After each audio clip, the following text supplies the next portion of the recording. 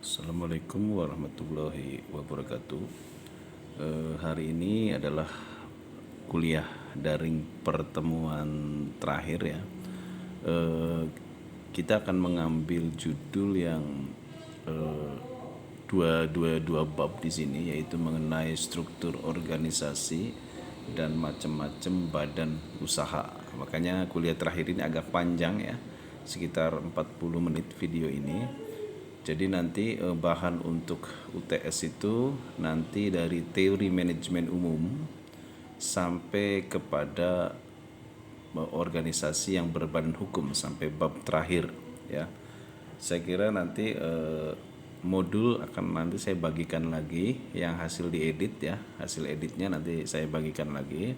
Jadi hari ini kita sekali lagi akan membahas mengenai dua bab. Yang pertama struktur organisasi, dan yang kedua adalah bentuk badan usaha yang berbadan hukum.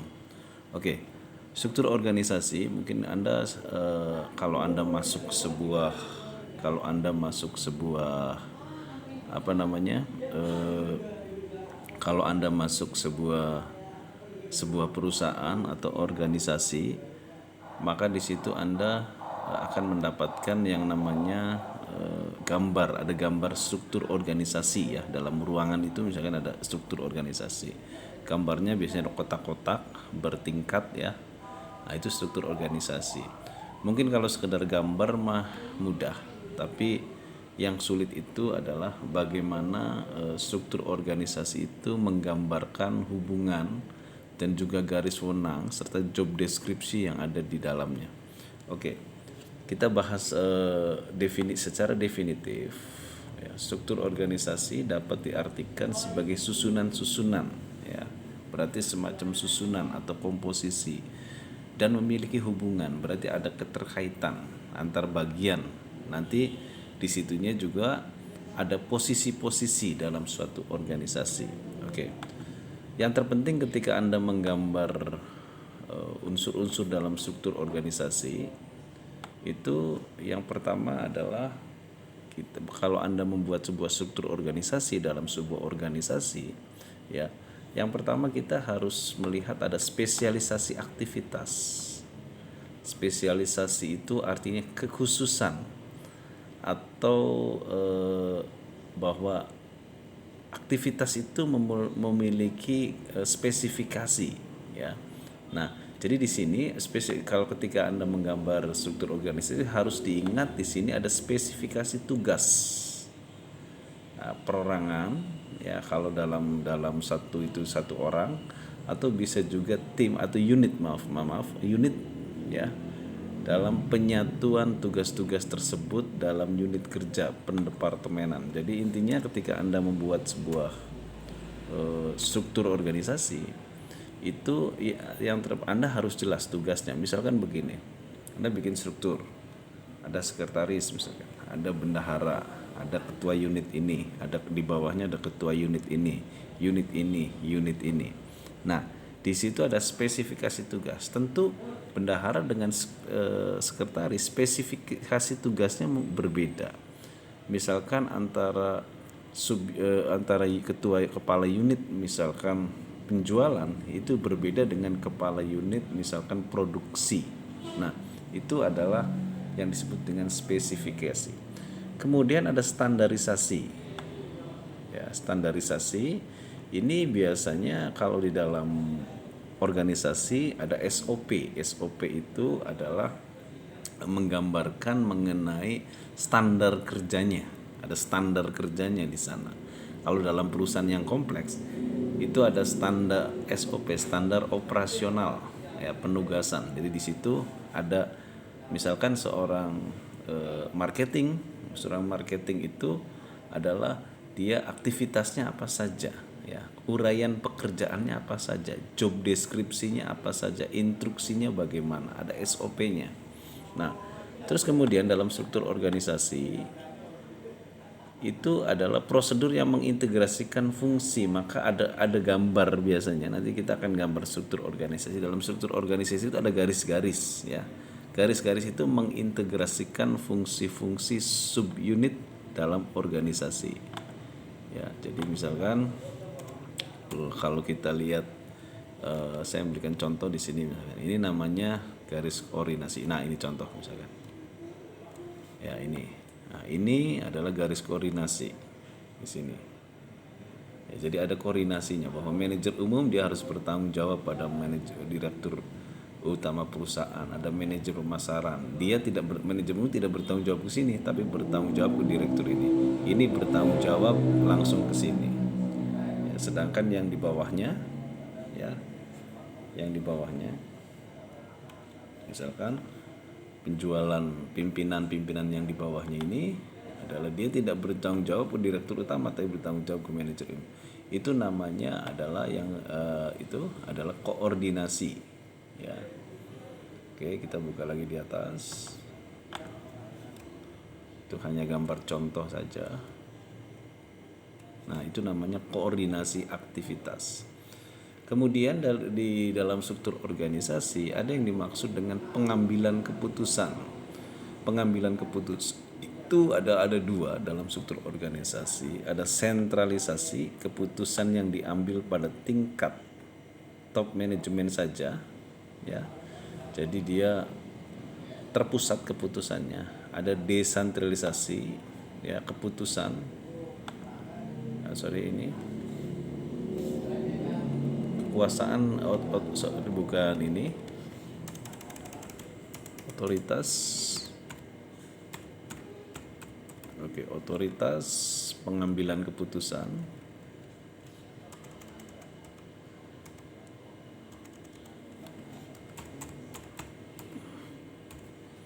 Keputusan ini dibagi-bagi dengan bawahannya, atau kita sebut dengan bottom up. Kalau di sentralisasi itu top down, kalau ini adalah bottom up. Oke, kita ambil contoh struktur yang di bawah. Oke, bedanya sentralisasi. Jadi di dalam struktur organisasi ada sentralisasi, ada desentralisasi. Oke, kalau sentralisasi begini misalkan. Semua keputusan apa kata pimpinan pusat, ya. Nah, keputusan ini harus dilaksanakan dari A sampai Z, itu harus patuh pada pimpinan pusat, ya. Itu namanya desentralisasi, terpusat. Ada yang kebalikannya, desentralisasi. Desentralisasi ketika pimpinan pusat itu mengambil sebuah kebijakan, dia dapat masukan dari bawahan, ya. Atau bisa jadi pimpinan pusat hanya memberikan keputusan yang bersifat strategis, tetapi pimpinan cabang ini diberikan otoritas atau diberikan kewenangan untuk mengambil keputusan sendiri, tetapi tidak bertentangan dengan keputusan pusat. Misal begini, Kentucky Fried Chicken dia adalah memproduksi ayam misalkan, ya, ayam goreng, makanan, pusatnya di Amerika. Kemudian pimpinan cabang di Indonesia misalkan, di sini kalau kita contoh saja, ini cabang di Jawa Barat misalkan, ya, ini cabang, atau ini pimpinan pusatnya Jakarta lah, dan Amerika, pusat KFC di Jakarta. Pimpinan pusat di cabang Jawa Barat ini bagaimana membuat Kentucky Fried Chicken ini sesuai dengan selera masyarakat Jawa Barat, tetapi tetap olahannya adalah bahannya ayam, ya, karena itu ciri khasnya. Mungkin pimpinan Jawa Tengah, ya, misalkan ini punya keputusan lain sesuai dengan selera orang Jawa Tengah tersebut. Mungkin seleranya berbeda, ya. Mungkin seleranya berbeda dengan orang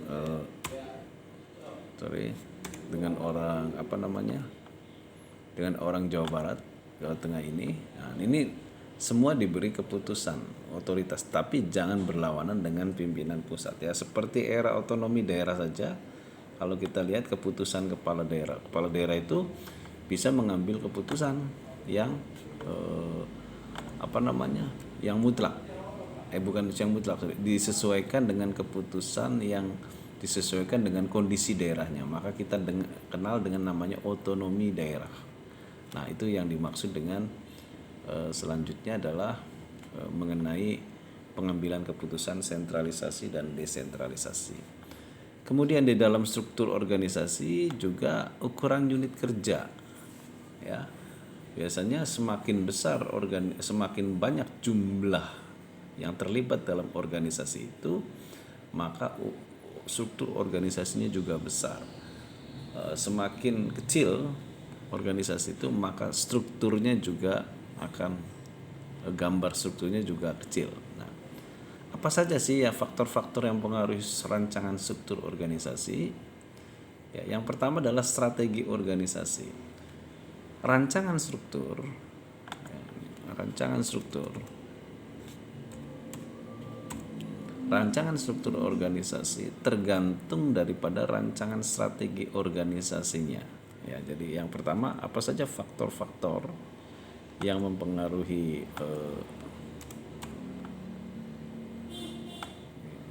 rancangan struktur organisasi. Yang pertama adalah strategi. Faktor-faktor yang mempengaruhi struktur organisasi adalah yang pertama adalah strategi. Jadi kalau seandainya perusahaan itu strateginya berubah, ya, maka strukturnya berubah. Misal begini, ada sebuah koperasi, asalnya dia organisasi koperasi, tentu strukturnya adalah koperasi. Tapi lambat laun dia berubah menjadi perusahaan terbatas.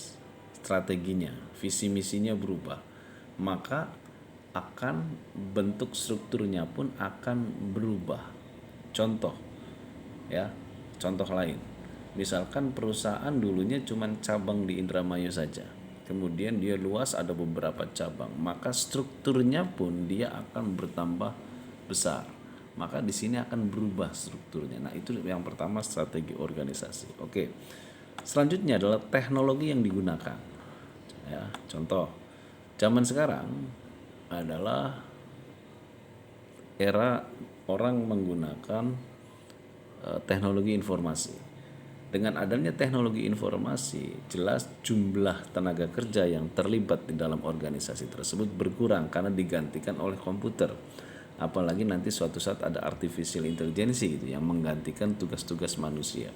Otomatis terjadi perampingan struktur organisasi. Ya, karena apa?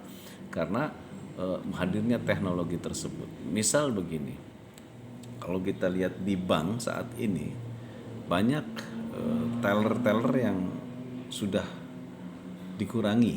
Karena faktor apa? Karena faktor orang ke bank, menyimpan uang di bank dengan mengambil uang atau bertransaksi itu tidak melalui bank lagi atau tidak datang ke kantor bank lagi, tidak secara manual lagi, secara e-commerce. Maka disitulah tenaga manusia sudah hilang. Ketika tenaga manusia itu tidak ada, maka strukturnya pun akan berkurang. Jadi semakin tinggi teknologi, maka jumlah tenaga kerja akan semakin berkurang dan teknologi pun akan struktur organisasi akan semakin ramping, semakin kecil. Selanjutnya adalah sumber daya manusia. Oke, sumber daya manusia, struktur organisasi juga struktur organisasi dipengaruhi oleh jumlah orang yang terlibat dalam struktur, ya. Selain orang-orang internal, anggota internal, organisasi juga adalah ada eksternal. Artinya begini, bahwa struktur organisasi dipengaruhi oleh internal dulu ya. Internal itu misalkan tenaga kerja. Kalau ada teknologi pasti tenaga kerja berkurang, ya. Nah, faktor eksternalnya konsumen. Semakin banyak konsumen, maka permintaan naik, maka pelayanan pun harus besar. Disitunya ketika pelayanan itu harus terpenuhi semua, maka dibutuhkan beberapa unit-unit di dalam organisasi. Maka organisasi akan semakin besar. Ya, konsumen atau pelanggan sama. Jadi distributor, klien, rekanan dan sebagainya. Ini sangat berpengaruh terhadap nanti bentuk struktur organisasi. Selanjutnya ukuran dan struktur, ya. Jadi kalau organisasi itu semakin besar, maka memiliki spesialisasi aktivitas yang lebih luas. Ya. Contoh, Anda kalau perusahaan Anda masih kecil, ya masih perusahaannya masih belum besar, nah, tentu Anda kerja masih banyak merangkap. Artinya satu orang bisa mengerjakan A, mengerjakan B, mengerjakan C. Tetapi ketika perusahaan itu menjadi besar, terus harus dituntut pelayanan dari konsumen menjadi lebih, tuntutannya lebih besar, maka tidak bisa satu orang menangani dua bidang. Satu orang hanya spesialisasi satu bidang. Jadi semakin besar struktur organisasi, cenderung memiliki spesialisasi aktivitas yang lebih luas ya daripada organisasi kecil. Nah, jadi di dalam struktur organisasi menggambarkan pembagian kerja, ada garis wewenang, ada tugas dan wewenang, job description-nya, ada besar kecilnya organisasi, ada hierarki organisasi. Hierarki itu mana yang di atas, mana yang di bawah. Oke. Di sini ada tipe struktur organisasi. Ya, kita akan bahas tipe gambar nanti. Ini kita akan mencoba gambar-gambar struktur organisasi. Ada yang menurut fungsi, ya, ada yang menurut produk, ya, berdasarkan konsumen, wilayah, produk. Ada menurut bentuk matriks, ini yang agak rumit ini, ya. Oke, kita akan coba struktur menurut fungsi. Jadi ketika pertama kali Anda mendirikan organisasi, gambar strukturnya masih sederhana. Ya, misal Anda industri membuka perusahaan kerupuk misalkan, ya, oke, karena perusahaan itu milik Anda, misalkan dengan modal Anda sendiri, Anda duduk langsung sebagai direktur perusahaan. Ya, ini misalkan perusahaannya PT bentuknya. Ya, nanti kita akan bahas PT itu apa, CV itu apa, koperasi itu apa, nanti di pembahasan bentuk usaha berbadan hukum. Oke. Di sini direktur perusahaan itu, Anda sebagai direktur perusahaan, Anda satu orang mengangkat manajer produksi, satu orang Anda mengangkat manajer keuangan, ngurusi keuangan. Ini yang ngurusi bagian pembuatan produk kerupuknya. Ada yang ngurusi pemasaran, manajemen SDM. Di bawahnya dia punya anak buah. Ya. Nah, secara sederhana begini, itu namanya menurut fungsi. Jadi struktur organisasi terbagi menurut fungsi, itu ada pekerjaan-pekerjaan atau spesialisasi aktivitas yang berbeda. Nah, ketika perusahaan Anda itu mengalami ekspansi itu adalah perluasan, ya. Tentu kalau perusahaan itu untung besar atau omsetnya besar, tentu ada kecenderungan untuk membuat sebuah ekspansi.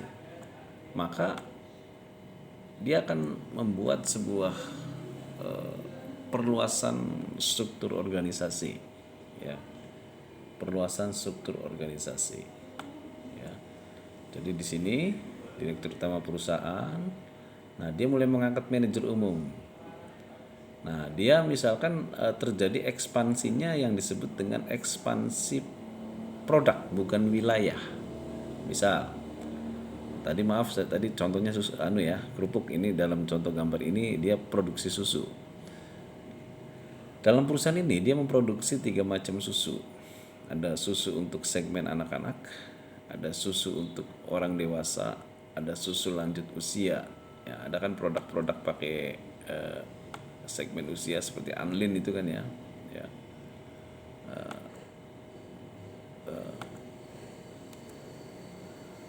Iya. Oke. Karena susu ini ada 3 unit yang berbeda, ada susu anak-anak, untuk dewasa, dan lanjut usia, maka manajer ini mengangkat pimpinan masing-masing segmen produk, ketiga produk ini. Nah, itu namanya pembagiannya berdasarkan konsumen.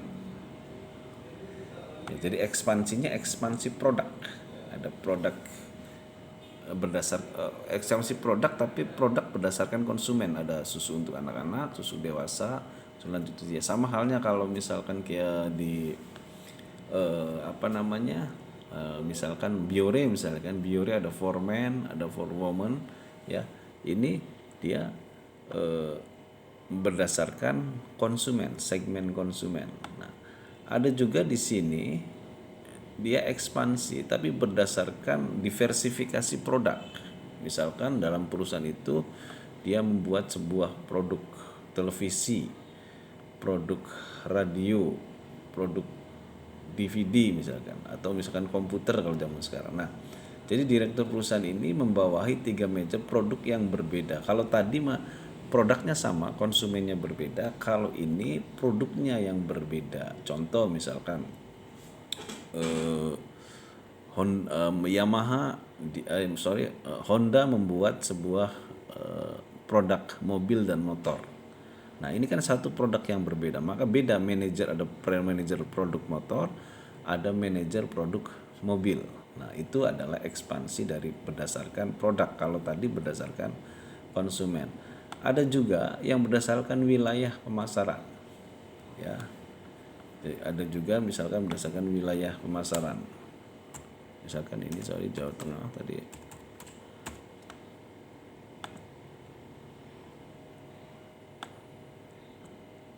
Ya. Jadi ada yang berdasarkan wilayah pemasaran. Ya, jadi di sini pimpinan pusat Jakarta, nah, dia punya pimpinan cabang Jawa Barat, Jawa Tengah, Jawa Timur. Nah, ini ekspansinya adalah ekspansi wilayah. Kalau tadi ekspansinya yang pertama itu adalah berdasarkan segmen konsumen, yang kedua tadi berdasarkan berdasarkan produk yang berbeda. Kalau ini berdasarkan cabang, berdasarkan wilayah, ya. Jadi siap berdasarkan bantuan kondisi sesuai di bidang tanggung jawabnya. Nah, jadi bentuk struktur tadi ada 3, ada berdasarkan konsumen, berdasarkan produk, ya, yang berbeda, kemudian wilayah pemasaran. Selanjutnya ada struktur organisasi metrik. Struktur organisasi metrik ini cirinya dia di dalam struktur ada struktur lagi. Contoh, ya, misalkan produk ini produk teknologi misalkan, ya. Di sini presiden direktur itu sama sebenarnya dengan direktur utama.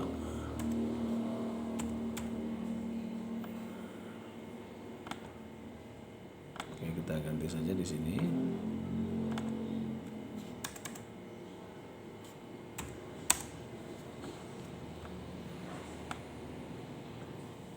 Oke. Di sini presiden direktur membawahi direktur produk otomotif, ada 3 macam produk, direktur produk komputer, direktur elektrik. Nah, ini sebetulnya perluasan struktur berdasarkan produk, ya. Nah, contoh kita ambil satu saja ini. Sebetulnya di sini ada struktur lagi, cuman gambarnya nggak cukup. Kita ambil salah satu lagi. Ini ada struktur lagi seperti ini. Ini juga sama, ada struktur lagi ke bawah seperti ini. Nah, cuman kita ambil contoh saja di sini.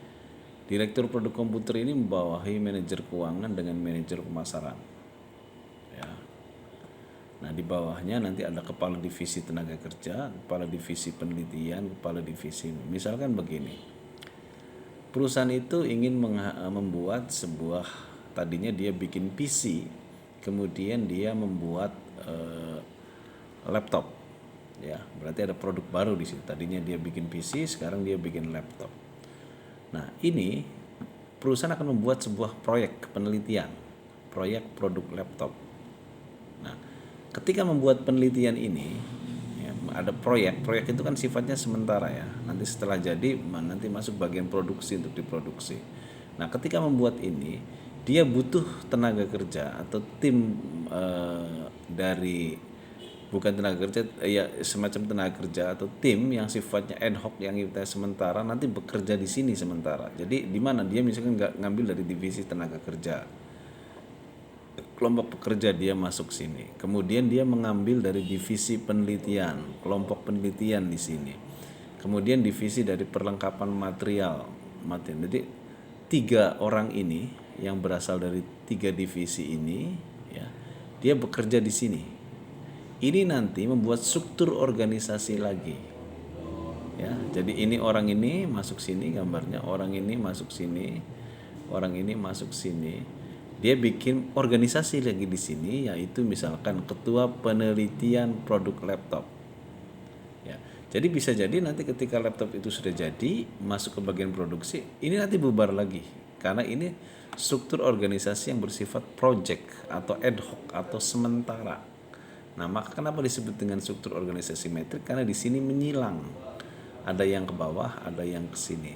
Jadi orang-orang yang di sini itu melibatkan diri masuk ke sini, orang yang di sini melibatkan diri masuk di sini, orang di sini dan kemudian membuat sebuah struktur organisasi. Itu yang disebut dengan organisasi matriks. Nah, maka di sini kalau kita lihat yang paling umum ini bentuk-bentuk bagan ada yang begini, ya. Ini namanya bentuk vertikal. Ada yang menyamping, jarang ini ya. Lingkaran, bentuk lingkaran. Jadi lingkaran kalau yang tadi semakin tinggi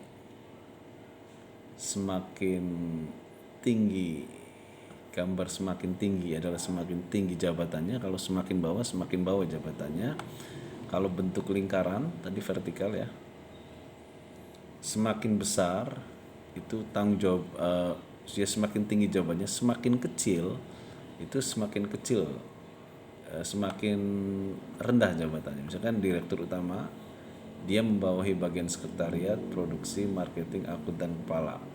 Nanti sekretariat dia membawahi bagian registrasi, bagian koresponden dan sebagainya. Nah, itu adalah bentuk struktur organisasi lingkaran. Ya. Selanjutnya ada bentuk horizontal. Ini jarang ya. Jadi semakin ke kiri dia semakin tinggi jabatannya, semakin ke kanan sini dia semakin rendah jabatannya.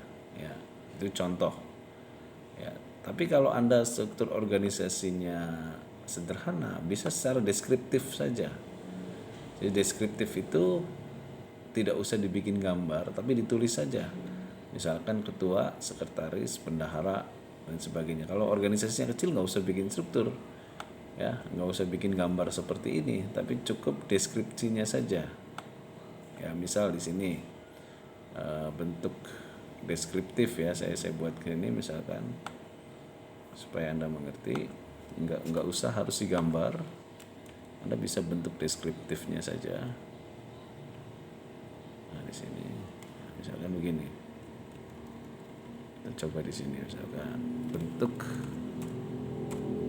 deskriptif, struktur deskriptif.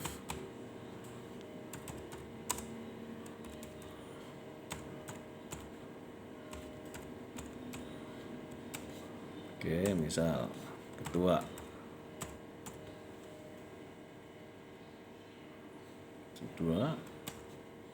namanya siapa? Ya, sekretaris. Ya, namanya siapa? Jadi di sini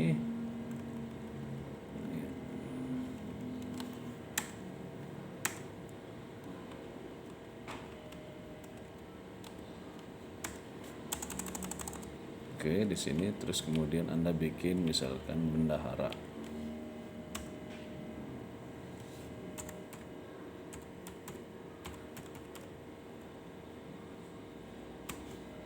Bendahara siapa?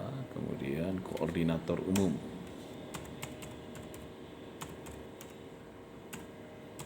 Misalkan ini organisasi kepanitiaan. Nah, koordinator umum di sini ada ya, koordinator umum membawahi siapa? Misalkan koordinator bidang A. Ya, A, koordinator B. Koordinator C.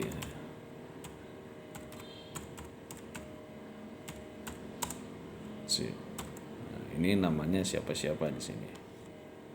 Ya.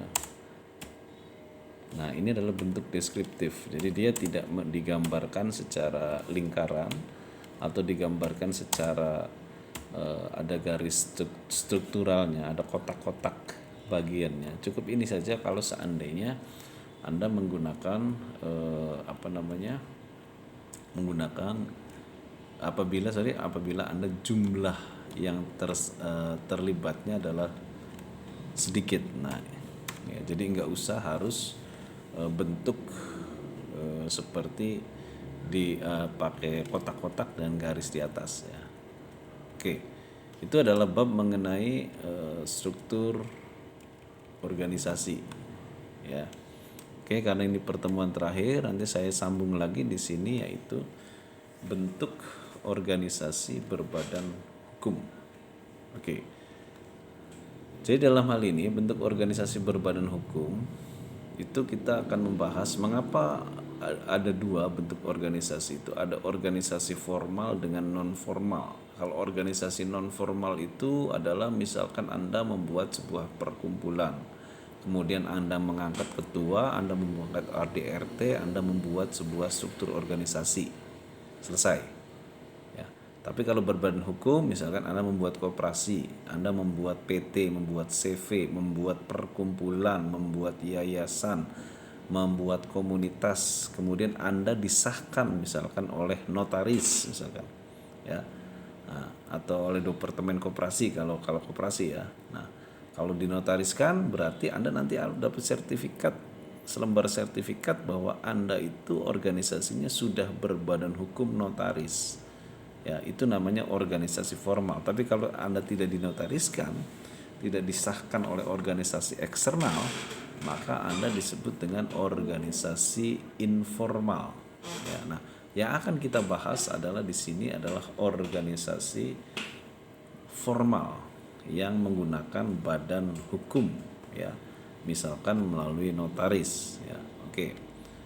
Dalam pendirian badan usaha ya, dalam pendirian dalam pendirian bukan badan usaha, dalam pendirian organisasi berbadan hukum, organisasi berbadan hukum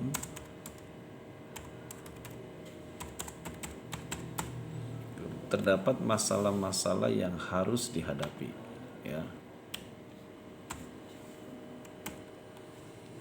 Terdapat masalah-masalah yang harus dihadapi. Misal masalah kalau produk ya, barang apa yang akan dijual sih ya, apakah barang konkret ya seperti sepatu, makanan, kemudian mobil, motor, itu barang konkret atau sifatnya jasa ya. Ya, itu sifatnya jasa pelayanan, kemudian jasa